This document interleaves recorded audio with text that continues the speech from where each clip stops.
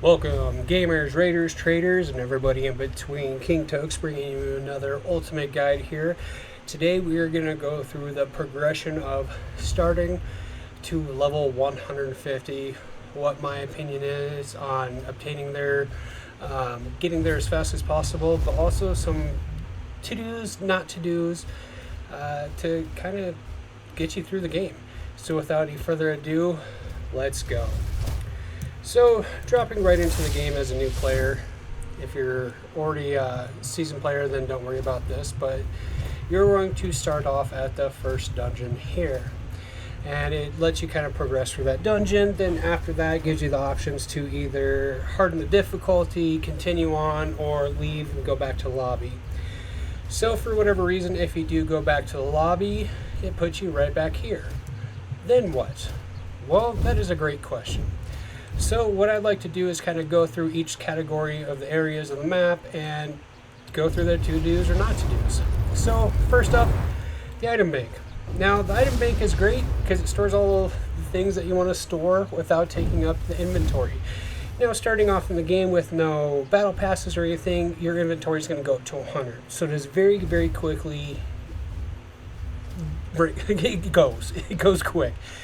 So when you're progressing from 0 to 150, what I suggest is, guys, don't put anything in there unless it's going to be boosters, pet candies, skill candies, the luck, potions, eating items. So what is the eating item? These little meals here, potato soup, pet chests, stuff like that. So, pretty simple. You click on it, it automatically just drops it in there, or it should. Yeah, it just takes a hot minute. We are seeing a huge influx of newer players. Speaking of, the reason why I'm doing this in general is, we have some new content dropping on Monday. With that being said, a lot of people are kind of stuck, not knowing where to go, what to do, and everything else in between. So, continuing on. Next up is pets. So pets is very unclear in this game, and so for all purposes' sake, we're going to just kind of jump into it. Now, pets. When you're first starting off, the reason why I built this video is because you're going to want to get Buzzrock.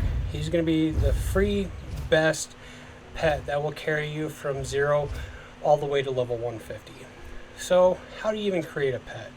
Well, by completing dungeons, you get pet tokens from pet chests that you get from each dungeon. So click on it, tells you that it's going to require 283 of these magic dusts, and you can create the pet. Then you can level up the pet in the level up tab, where the max level is 150. So from level 32 to 33 with this useless goblin pet is 88 dust. Then you can upgrade. What does upgrade mean? Well, you could take an uncommon to a rare to an epic to a legendary, all the way up to you start seeing the mythic. That's the highest tiered, and to current date, mythic is the highest, with a highest level cap of 150, which I'm sure will change as the game progresses on. But this is where it gets tricky. So the Omnipet rare, to get it to epic, takes 60 coins. So you would have to pull 60 of the Onpu coins to get it. The pet dex kind of just scrolls through of which forest, golden realm, mushroom forest, shimmering caves, stuff like that. Where are you going to get the pet from? Now, the reason why this guy is so insanely good is, for one, he's the first boss, but he summons a tribe of goblins to come and fight for you, and that's one of his first abilities. Second, he does a stomp. Third ability, he does the whirlwind. So basically anything that he does to you in the first dungeon, he does for you as a pet. This is what makes him insanely strong. The reason why I recommend him is everybody in the game is in a certain level. The person next to me, as you see, is level 68.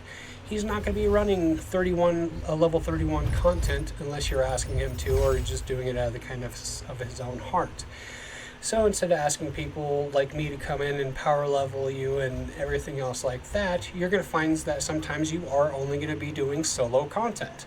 So Balzarog is a great way of making that content actually possible without you dying a whole bunch and everything in between. So that kind of covers the pet aspect. Second area or third area actually, is the stat rolls. And I don't know why it does that. So the stat rolls. This is where you can take the items that you get and re-roll for the stats that you actually want, lock them in. Until you're level 150, guys, stay away from this. There's no point in you trying to waste your dust for any of these types of rolls. Now, once you're end game and you're doing raids, stuff like that, absolutely very, very important and very crucial. Also over here, is your dummies. You can kind of see, well, Lazrog's already kind of doing his thing off of that misclick on the attack. So he's already just kind of doing whatever he wants to do. And you're seeing that. Next step is gems and gem crafting. So guys, in the game you're going to get different gems that are uncut, and you can turn them into refined gems. Each one has a different variety of what you could actually get and sock it into. Let me make this painstakingly clear. Rubies can only go into weapons alone. Emeralds and sapphires go into nothing but armor. Again, guys, until you're level 150, this will do nothing for you. Now, it is okay because you will get better gear and stuff like that, but ultimately, you're going to be wasting your time on this stuff when you're going to be able to get a lot more and then craft what you need to by the time you are reaching end game stuff. Now, next is the coming soon. This is just a great little tab that kind of, brings into what's to happen. Season 2 is right around, the corner here. It's supposed to be released on Friday due to some errors. It got pushed back till Monday, so hopefully we'll see that come tomorrow. But if not, no big deal. In here is kind of where more of the event categories happen. Right now we have a banana event. Nothing too crazy, but you could go there, get bananas through farming, and you get this little battle pass progression. Now it is free on the top row. On the second row it does cost some Robux. Also, once you beat it, you can go from tier 3 all the way to tier 10, and that's pretty much it. It was reset for everybody recently, so if you had that reset, bummer, sorry guys, but not a big deal. Next is buying skills. Now again, what I tell people is don't waste any keys on skills till you're around level 60. Here's the reasoning why. Is for one, when you're level 60, you can only pull up to level 100 skills, so it makes no sense. So basically is when you're at 60, you can start seeing with the time that you've been grinding, whether if you want to go the melee path or the mage path. Now every time you pull something, you have, opportunity to open 5 box. It costs keys. Guys, where do you get keys from? Well, dungeons and selling stuff through the auction. But you don't have access to the auction until you're level 105. So it's through dungeon grinding. So I wouldn't waste a whole bunch of keys until you're at least level 60. And even then, I'd only waste about 1,000 to 2,000 keys getting some things that, will help your gameplay. The reasoning why I recommend start pulling mass amount of keys is that when you're at level 150. Why 150? Well, at level 130, you can start pulling anywhere from 136 to 150. Why pull on a bunch of stuff that you can't even use yet? So I think by the time that you're level 150, it's a lot easier to just buy some things that you want and be able to use it immediately. So that is my suggestion on that. On this little area here, you have the auction. Guys, you have no auction until you're level 105, so this is kind of irrelevant. Over here, we got leaderboards. You can start seeing where people are with where they're at the highest level. Dungeons cleared before resets, everything in between. Last but not least, when it comes to the buying and selling and this, that, and the other, is the selling of items. So you can sell your items for magic dust. Now, before you do that, in this guide, what I typically recommend people is hold off on selling your items until you use a magic dust and you're at level 100 or 200 if you bought the battle pass. The reasoning why is this gives you a boost in profit when it comes to what you make back in returns for the magic dust. So again, going in here and selling just one item for me is 800. And it also changes with the price depending on the level, the rarity, everything else like that. I typically don't recommend selling your potions or anything else like that because they do come into play. So that is where you're going to be attaining these magic dust to get your Balzarog to level 150. Now, next up is going into the dungeon category. So this is the daily dungeon that you can complete once per day. You get 3 opportunities to complete that dungeon. What I tell people is don't attempt this until after you get Balzarog to level 150. Why? It's difficult, and Balzarog will typically be able to 1 or 2 tap the enemies and keep you safe, and you won't die, and you won't waste. So continuing on, I'll touch base with that on a later date, is going through and riding the magic carpet. You can go to the Dead Man's Cove, all these other dungeons, but where it says level 15 plus, guys, you have to be at least that level to even attempt it. But second stop here is the Gauntlet. What is the Gauntlet? The Gauntlet is a great place where you can go. It's like a giant arena or coliseum, if you will, where you progress level by level and the enemies get harder, but there's also challenges that you can achieve to get these coins to then purchase at the Gauntlet store. So why is the Gauntlet so awesome? Well, you get certain skills that you can't get from the normal buying skills vendor, and they're only seasonal. What do I mean by seasonal? As you can see, the remaining time for this Gauntlet season is 27 days, 23 hours, and 57 minutes. So that means I only have that allotted time to pull for these certain skills. Now here's the crazy thing is once these skills in the Gauntlet change, they go away. The price of these drastically go through the roof at the auction. Now other things you can get: armor chest, cosmetics, weapons chest, and necklaces. By far and most is you're going to be using it on the skill chest and the necklace chest. Well, let's take a look at the static. Chain Lightning can now bounce between the same target, dealing damage more than once, but the damage dealt per hit is reduced. Chain Lightning could hit up to 8 enemies at a time. Well, when you're fighting a boss and you don't have the static necklace, it will only proc once versus 8 times on the same boss. So these necklaces change, they don't necessarily change the nature of the skill, but it's a huge bonus. But again, these skills right here will only be around for another month or so before it changes to a new set of skills. So that is why the Gauntlet is so awesome. Then continuing on Aladdin's Magic Carpet, you have all the way up to the 120 and the 135 dungeons. This is pretty much the highest tier of dungeons.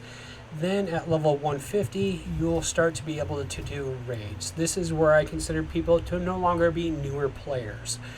This is where you're not going to be locked out by anything other than the level that it is to wear certain gear. So Marthoon's Legs is achieved from the Stomping Ground, Scorch Valley. You're going to be looking at the Blazing Dread. You have to be level 155. For Blackish, you need to be level 160. Guys, a few runs here, you'll reach level 55 and 160, no problem. But again, this is late game and for another video on, that. The gear crafting is, guys, you'll get gear from these raids, then you'll have to turn them in to create the gear that you want and do that multiple times. I'll explain that fun piece of business later down the road. So next up is getting started on your progression into getting Balzarog, leveling up, and going forward.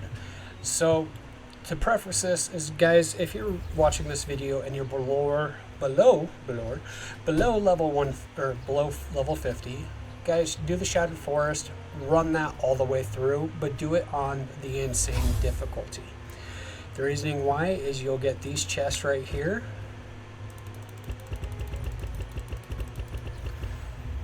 where you get a 1% chance of pulling Balzarog in the bottom right there. He's going to be your goat until past 150. So basically, farm that as much as you can. Now, when you're first starting out in the game, rising to that level of difficulty might be a little bit difficult at first.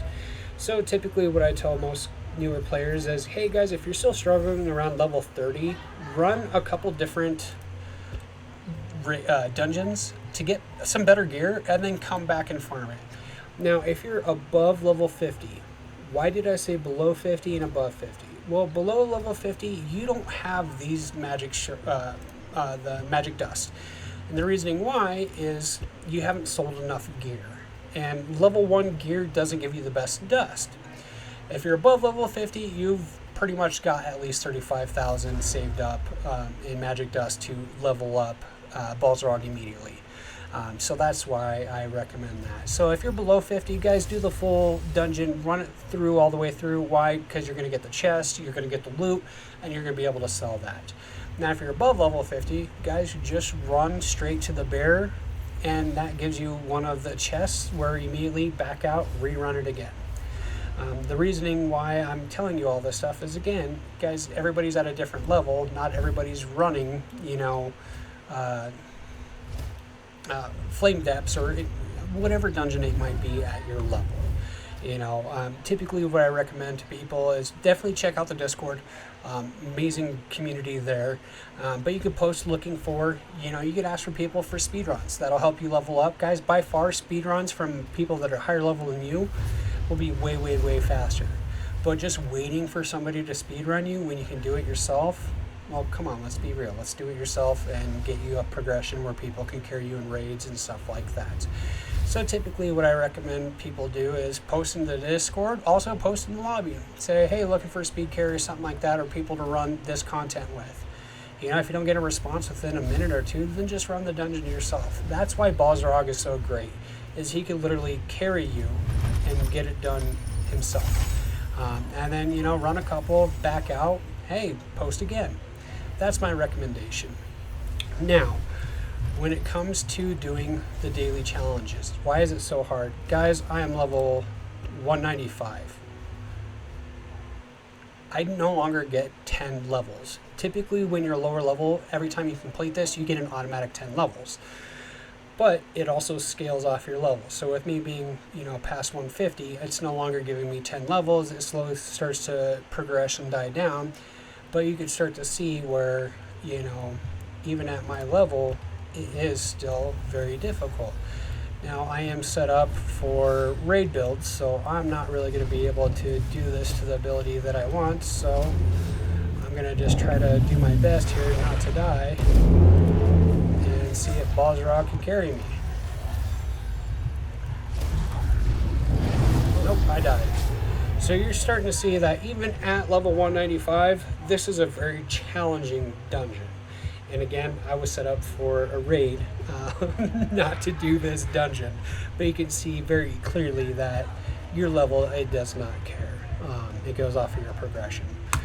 So with that being said, that kind of covers that aspect. Guys, don't attempt this dungeon until, you have Balzarog. And with it scaling off your level, Balzarog being at level 150 will trump your 60. I mean, pets in this game are insanely powerful. Your pets will outdo any damage that you can consistently, non-stop.